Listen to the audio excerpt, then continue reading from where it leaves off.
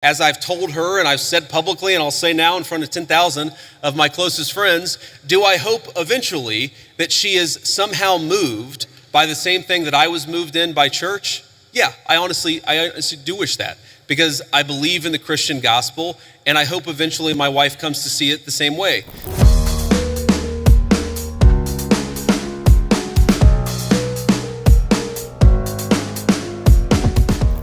I did not agree with many of the things that you said right ahead of this, but I don't think that's my point to discuss here.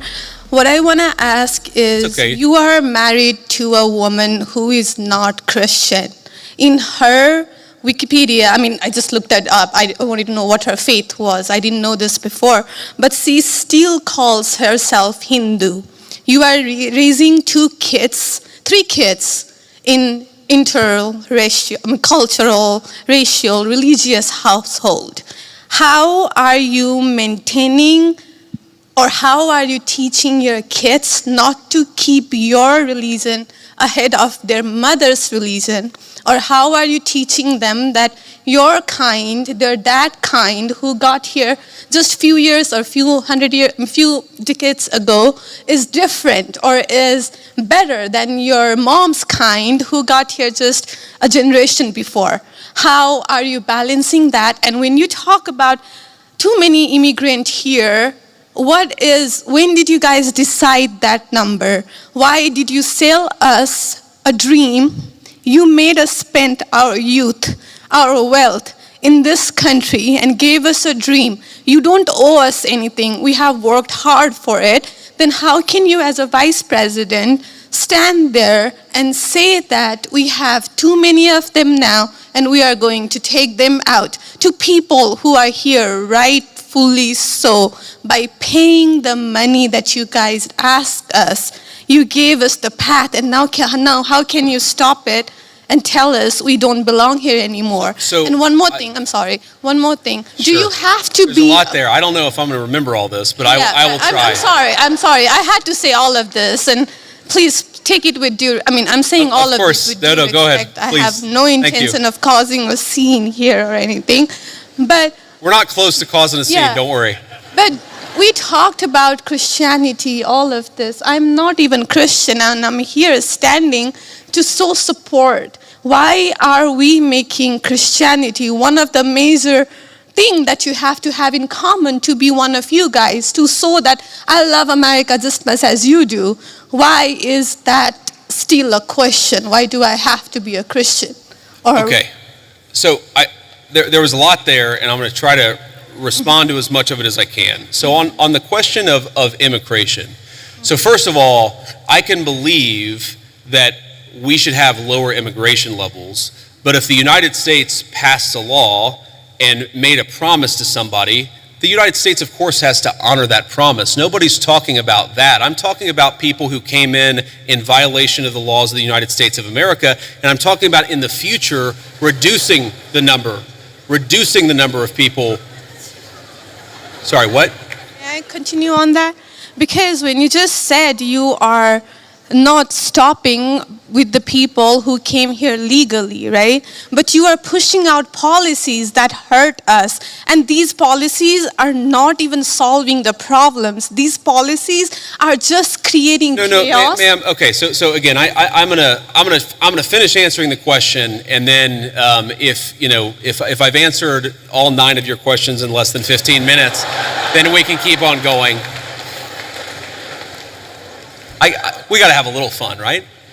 So here's the thing. I can believe that the United States should lower its levels of immigration in the future, while also respecting that there are people who have come here through lawful immigration pathways that have contributed to the country. But just because one person or 10 people or 100 people came in legally and contributed to the United States of America, does that mean that we're thereby committed to let in 1 million or 10 million or 100 million people a year in the future? No, that's not right. We cannot have, I'll go and finish. We cannot have an immigration policy where what was good for the country 50 or 60 years ago binds the country inevitably for the future. There's too many people who want to come to the United States of America, and my job as vice president is not to look out for the interests of the whole world, it's to look out for the people of the United States.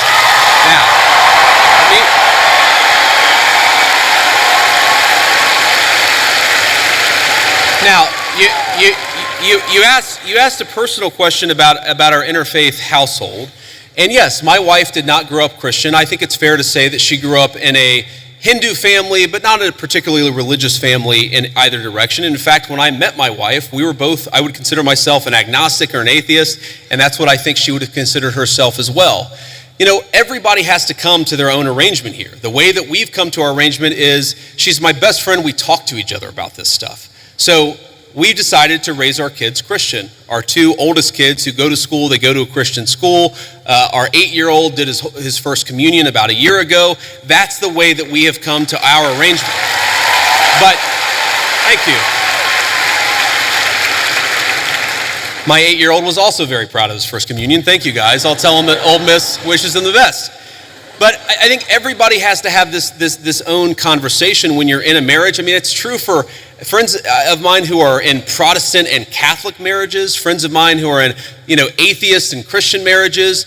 You just got to talk to the only advice I can give is you just got to talk to the person that God has put you with, and you've got to make those decisions as a family unit. For us, it works out.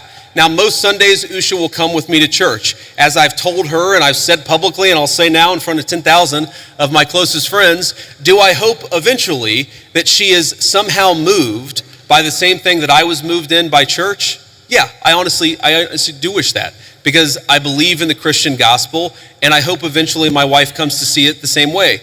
But if she doesn't, then God says everybody has free will, and so that doesn't cause a problem for me. That's something you work out with your friends, with your family, with the person that you love. Again, one of the most important Christian principles is that you respect free will. Usha's closer to the priests who baptized me than maybe I am. They talk about this stuff. My attitude is you figure this stuff out as a family, and you trust in God to have a plan, and you try to follow it as best as you can, and that's what I try to do. I want to make a final point. So I don't want to cut you off. I want to be respectful to all the people behind you in line, but I want to make this point about immigration, okay? If you ask the question, what is the exact right number of immigrants for the United States to let in, it is just very specific on the context. If you go back to the 1920s, the United States passed an Immigration Reform Act that effectively cut down immigration to close to zero for 40 years in this country. And what happened over those 40 years? The many people who had come from many different foreign countries and different foreign cultures, they assimilated into American culture. And there was an expectation that they would assimilate into American culture. I think we have two problems in our immigration system today. And my guess is you're probably a slightly more leftist political persuasion, liberal political persuasion, maybe not. But here's the thing. I remember back in my establishment GOP days when I was still very early getting involved in Republican politics, I remember a conservative think tank person who told me that one of the reasons why immigration was really good is that if you had enough diversity in a country, people would mistrust each other and they wouldn't join labor unions. Okay? So when I see a lot of left-wing people who theoretically support organized labor saying we need to flood the country with a limitless number of immigrants, they're unwilling to set any limitations on it. My response to that is you are destroying the very social trust on which American freedom and prosperity was built. And that is really important to me.